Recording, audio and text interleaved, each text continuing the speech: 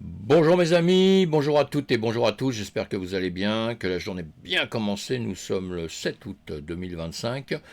Comme d'habitude, on va parler des actualités, il y en a des bonnes, des moins bonnes, il y en a quelques-unes qui ne plaisent pas du tout et d'autres qui nous font avoir le sourire, on voit ça ensemble tous les jours. Allez, on avance un petit peu, je vais essayer de faire une vidéo relativement courte, ce qui n'est pas toujours évident.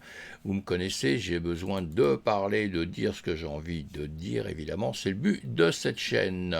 Ce qui me plaît pas, allez, crypto, nouvelle agression à Paris, mes amis, ça c'est pas terrible du tout, hein. On va pas s'habituer à ça, hein. Enfin j'espère, parce que vous savez, ces agressions, il y en a de plus en plus dans tous les domaines, hein, justement, dans cet article pris sur... c'est le Parisien hein, qui en parle comme d'habitude en première de tout ce qui se passe un petit peu dans la région. Eh bien, il nous a bien expliqué cette agression, hein, ce que j'ai refait là pour vous donner les petits détails. Et puis, je vous fais de mes commentaires comme d'habitude. Et dans mes commentaires, je vais vous les lire. C'est le but de mon site, hein, c'est justement de vous donner un maximum d'informations. En très peu de temps, vous pouvez avoir beaucoup de news. À chaque fois, je vous donne un petit peu ce que moi je pense. Et ça résume souvent à ce que pense le monde de la crypto. En tout cas, ce sont mes avis. Et dites-moi si vous êtes, ça vous plaît, ça vous convient, si vous pensez autrement. N'hésitez pas à partager, hein, c'est le but, hein, justement. Le vrai danger ne vient pas de la crypto, mes amis, il vient de la réussite. Et oui, c'est ça notre gros problème maintenant depuis quelques années. Aujourd'hui, ce ne sont pas les cryptos qui attirent le danger, mais les individus qui réussissent professionnellement de la crypto, entrepreneurs, artistes, footballeurs, influenceurs. Dès que votre succès se voit, vous entrez dans une catégorie à risque. Et contrairement aux idées reçues, voler du cash reste plus simplement que voler des cryptos. Et oui, c'est plus facile de voler du cash que des cryptos. Évidemment, ces dernières sont traçables, immuables, et finissent presque toujours par vous envoyer en prison quasiment à tous les coups, quand vous suivez toutes les news depuis X temps, tous ceux qui font kidnapping, etc. Alors il y a des dégâts entre-temps, hein, évidemment, parce qu'ils coupent des doigts, ils font des trucs atroces, quoi, vraiment atroces, hein, et ils se retrouvent en prison, quoi. Je vois pas trop l'intérêt, même pour un voleur, je pense qu'un voleur intelligent, je vois pas pourquoi il va dans ce domaine-là. Il y a plein de domaines, enfin je veux pas, j'essaie de mettre une seconde à la place du voleur, pourquoi aller dans un truc où je suis quasiment sûr à 99,9% de me faire prendre. Si c'est pas tout de suite, c'est dans peu de temps, puisque c'est traçable, puisqu'on va retrouver son argent à un moment donné, les plateformes vont aider, enfin tout le monde va aider pour bloquer tout ça.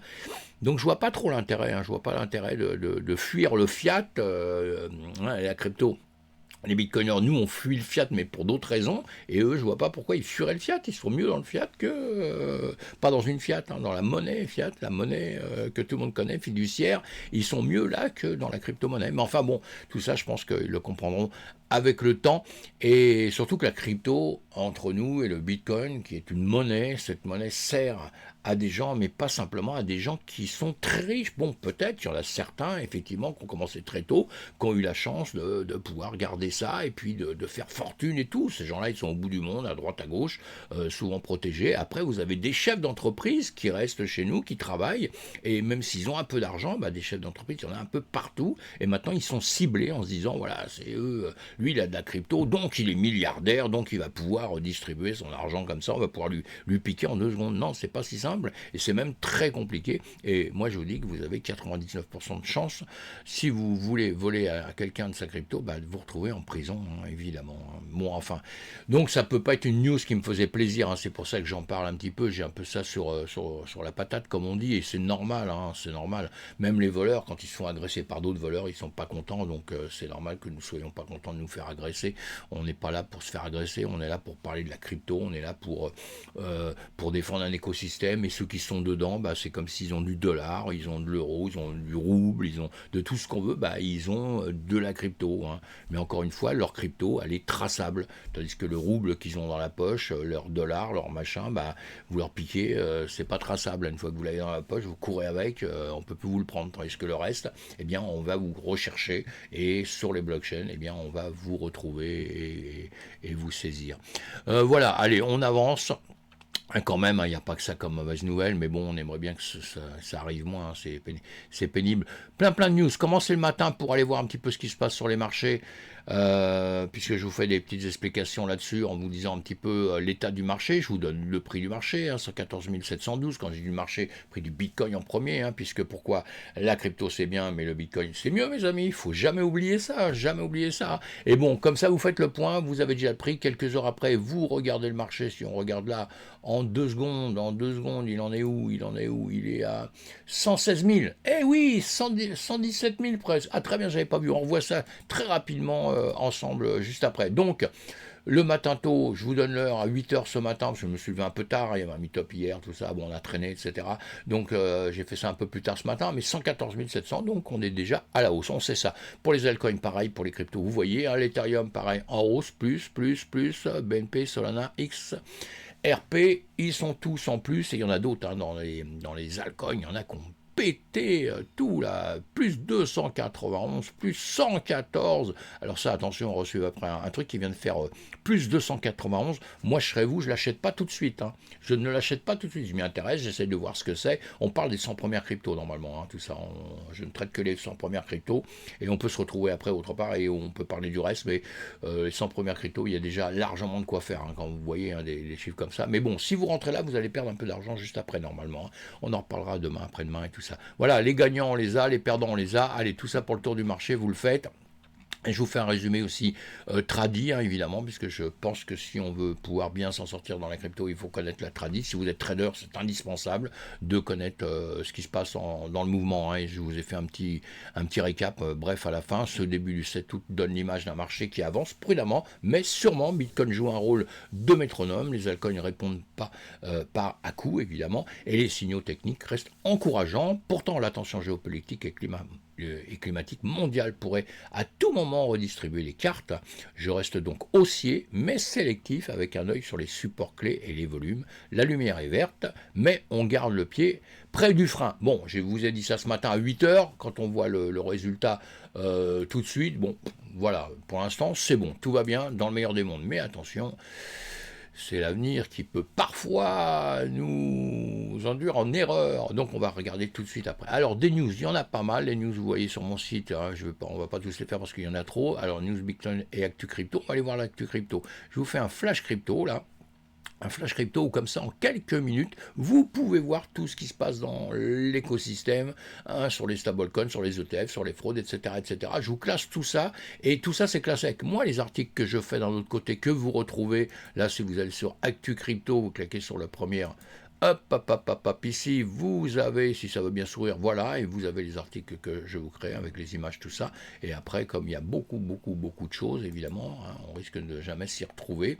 Et je vous ai classé ça, comme ça, juste à la suite, vous regardez. Alors, Trump signe un décret pour autoriser les crypto-monnaies dans le plan de retraite. Ça, c'est une bonne news, évidemment, comme je vous dis tout le temps, je vous donne tout le temps mon avis, hein, donc mon avis, ce décret est probablement la mesure la plus puissante jamais prise par une administration américaine pour intégrer Bitcoin dans l'épargne populaire. Ça, ce sont des très bonnes news. Cela va bien au-delà des ETF.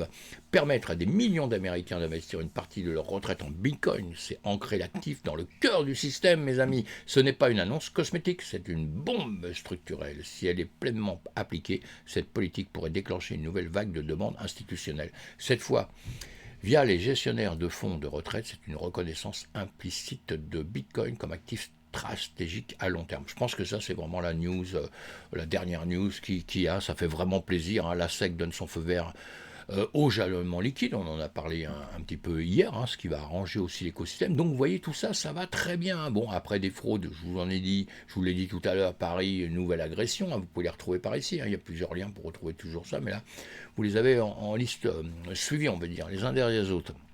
Les ETF Bitcoin spot renoue avec les entrées nettes après 1,45 milliard de sorties, hein, ça rebouge un petit peu. Les stablecoins, Corée du Sud, Kakao Bank se lance dans les stablecoins après avoir l'abandon du projet de CBDC. Hein, voilà. Allez, stablecoin, c'est très bien.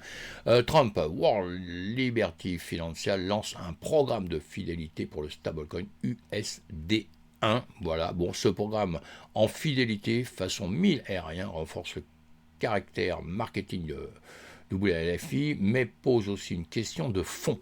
Les stablecoins deviennent-ils des outils électoraux déguisés? Eh oui, en couplant une stratégie d'adoption crypto avec un soutien présidentiel, le projet USD1 creuse le sillon une DeFi hautement politisée. À suivre de près, mes amis, ça évidemment, vous le savez, Ethereum, beaucoup de choses sur Ethereum, un trésorerie Ethereum, il y a beaucoup qui rentrent dedans maintenant. Ils ont copié Bitcoin, hein, comme toujours, hein. Bitcoin, toujours le maître suprême, comme on dit, et puis les autres font un peu pareil. Bon, Ethereum, qu'on connaît bien, hein, qui existe depuis très longtemps, hein, avec Vitalik Buterin à sa tête, et quelqu'un de brillant, hein, effectivement, hein, même on aime ou on n'aime pas Ethereum, c'est pas le problème, c'est quelqu'un de brillant. Et donc les sociétés suivent, et maintenant tout le monde veut une trésorerie Ethereum, comme d'autres, hein, il y en a qui veulent des trésoreries Solana, donc d'autres trésoreries comme ça, parce qu'on a compris que la crypto, ça ne fait que monter quelque part, donc voilà. Alors après, il y en a qui auront des mauvaises surprises dans quelques temps, mais nous, on continuera à voir tout ça, à faire le bilan un petit peu de tout ça, et mois après mois, et vous verrez qu'il y en a certains qui vont un petit peu pleurer misère dans quelques temps. Hein. On verra ça au fur et à mesure. Allez, en tout cas, Cosmos, elle lance une stratégie de trésorerie Ethereum, voilà, et sinon Ethereum bat son record historique de transactions quotidiennes, ça fait plaisir aussi, hein. Toutes ces news, vous pouvez les retrouver, les lire si vous en avez envie. Hein.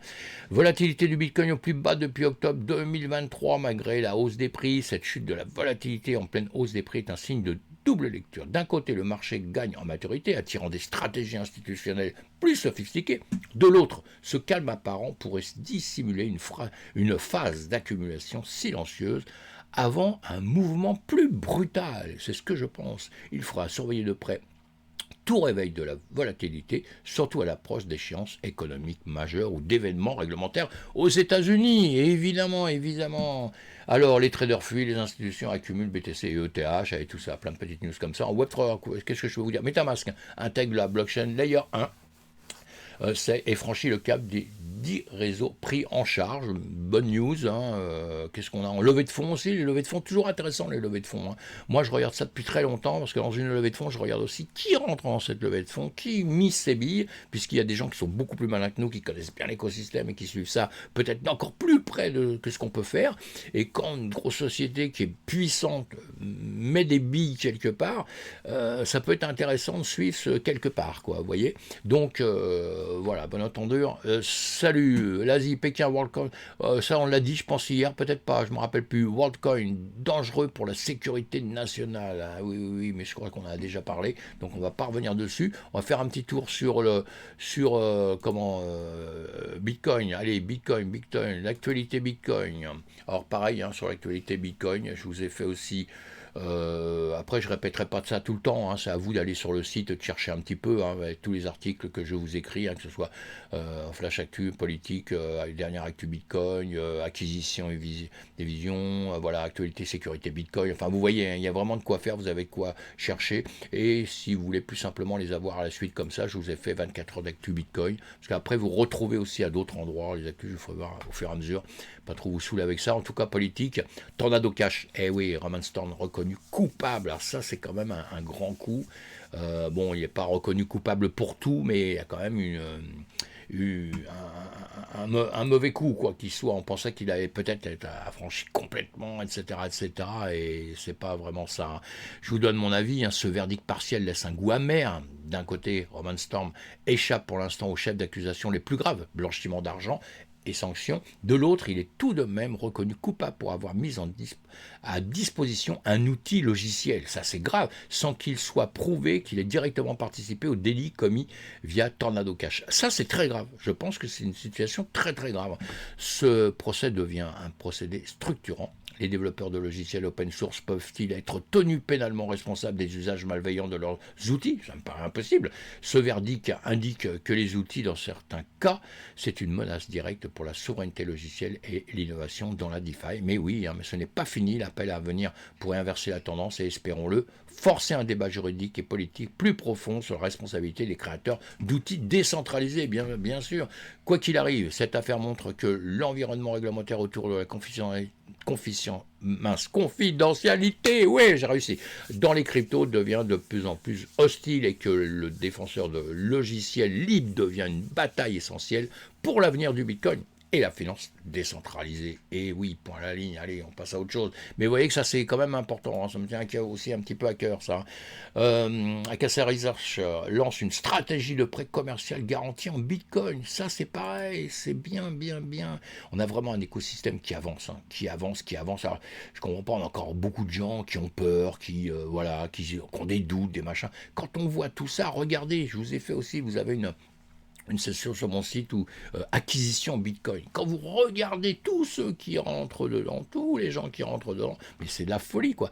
Alors ce partenariat est hautement symbolique. Pour la première fois, une société cotée comme Acacia utilise le Bitcoin comme actif structurant d'une stratégie de prêt commercial traditionnelle. Cela marque une fusion entre finance classique et finance Bitcoin, sans compromis sur la souveraineté ni la sécurité. Ce qui rend cette annonce particulièrement intéressante, c'est quoi? Le non-réhypothècation du, je l'ai bien dit, hypothécation du BTC, c'est un gage de sécurité. Le recours à Unshenden, une structure Bitcoin native plus sûre qu'à des banques traditionnelles, et l'exposition à des revenus en dollars pour Acacia, tout en restant collatéralisé sur BTC, sur Bitcoin. C'est une confirmation de la nouvelle ère du Bitcoin comme une infrastructure financière.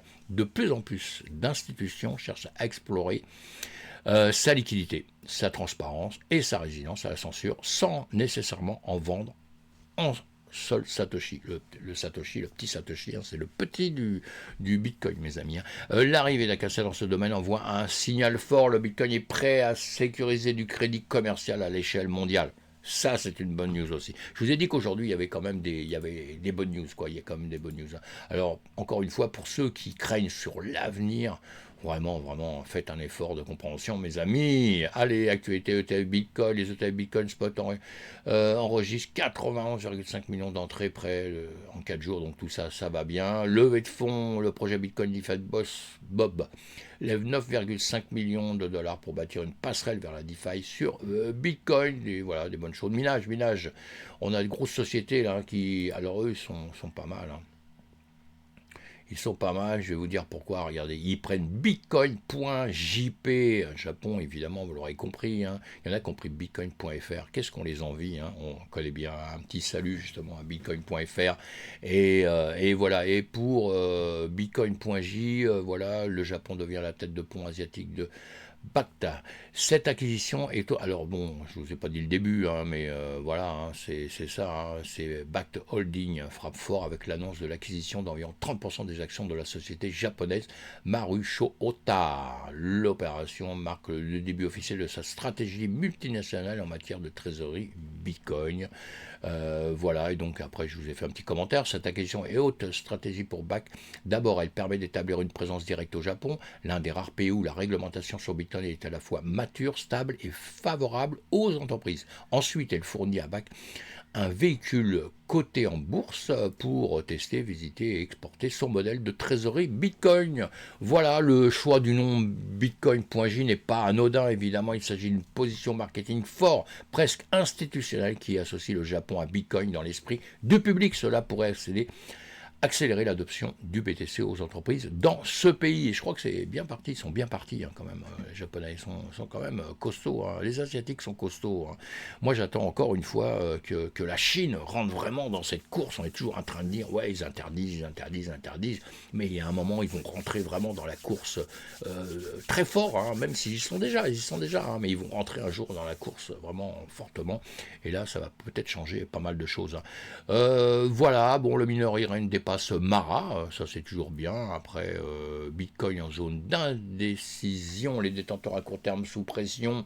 Voilà, c'est Glassnode qui nous dit ça. Hein, des petites analyses que je vous mets aussi. Évidemment, vous les suivez, vous les lisez. La correction actuelle agit comme un titre de confiance. Les investisseurs à court terme sont mis à l'épreuve dans une zone où les volumes sont faibles et convictions fragiles. Si le Bitcoin rebondit rapidement au-dessus des 116, le marché prouvera sa résilience. Sinon, un passage sur les 111 pourrait ouvrir de nouveaux chapitres de stress. Allez, on laisse tomber les news, il y a beaucoup de news, donc vous allez les voir, on va attaquer tout de suite, rapidement, ce qu'on a vu hier là, Voilà pour vous, hein, suivant les news, si on dépassait 116, et oui, on est 116, 576, c'est pas mal quand même, hein. Je vous ai vu ça hier, je vous avais dit, allez voir la vidéo, vous verrez, je vous avais dit, voilà, si ça dépasse tel endroit, voilà, je vous avais fait des petits ronds, des petits dessins comme ça, hein, pour la compréhension, si vous voyez, voilà, si ça dépasse ici, et ben c'est bon signe, ça viendra chercher là, vous voyez, c'est monté, c'est venu ici, c'est redescendu et maintenant ça a cassé justement cette ligne là que je vous avais fait voir. Donc tout ça c'est bon signe.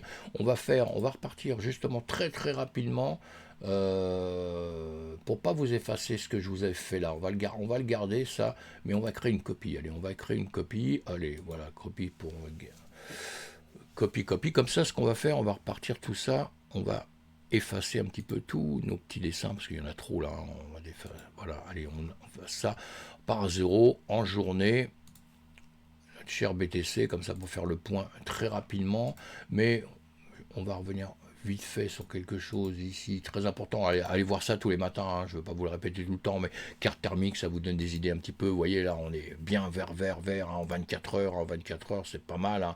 En 4 heures, on est comment, on est vert, et en 1 heure, hein, en 1 heure, on se repose un petit peu de questions, et justement, on va aller voir ça ensemble, voilà.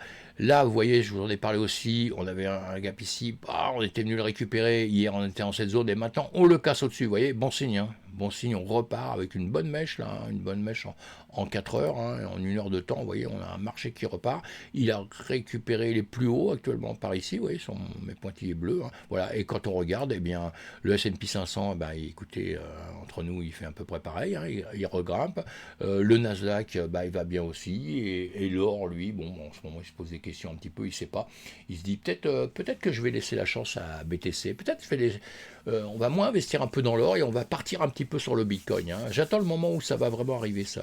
J'attends le moment où les gens vont commencer à comprendre que ce serait peut-être bien d'aller sur un truc numérique qui est très fort, quoi. Allez, j'avance. On regarde donc en 4 heures de temps ce qui s'est passé. On est toujours dans une période où on grimpe, hein. Attends, je vous les remets en jour rapidement. Voilà, hein, depuis X temps, on grimpe, on a fait les plus hauts ici, boum, boum, on a battu les plus hauts, on est parti les plus hauts. Donc on est toujours en train, toujours en train de monter. Il faut toujours chercher assez loin ce qui se passe. Le plus bas actuellement, il était ici donc, et on est toujours en train de grimper depuis ce moment-là, hein. On peut regarder ça avec l'Ishimoku. Si on regarde notre Ishimoku, bah, tout va bien dans les médias. Hein, hier, je vous avais dit, si vous retournez sur ma vidéo d'hier, pas de danger, il n'y avait pas de danger, c'était un peu, ça craignait un peu, mais il n'y avait pas de danger du tout, hein, je vous l'ai dit textuellement. Et puis, je vous l'ai écrit, et puis aujourd'hui, si on regarde, voilà, la journée, l'endroit où on se situe là, c'est pareil, il n'y a pas de danger, il n'y a rien d'euphorique non plus, attention, hein, mais tout va bien.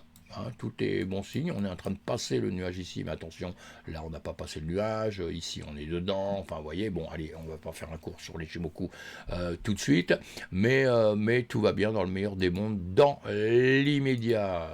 Les rubans, on a cassé le ruban, si on voit ça, ceci c'est pareil, je vous ai dit hier, il va falloir qu'on rejoigne la médiane, on avait fait un rétrécissement, et puis voilà, on repart, boum, c'est bon, tout va bien, on est en haut, hop, là c'est pareil, allez, on va regarder la Smart Money, on va se mettre là-dessus, une seconde, voilà, on est en train de casser, comme je vous ai fait voir un peu plus loin quand on était en 1 heure, on était en train de casser les plus hauts. On l'a vu sur le CME, hein, pareil. Hein. Bah là, on le voit pareil. Hein, là, le choche, on l'a cassé, on casse la structure. Donc voilà, on repart un petit peu à la hausse. Donc dans l'immédiat, vu comme ça, tout va bien. Il va falloir passer, hein, c'est 118 835 ici, il va falloir passer ça. Hein, et surtout, évidemment, pas revenir sur ces points-là, évidemment. Ça, je vous ai donné le détail aussi.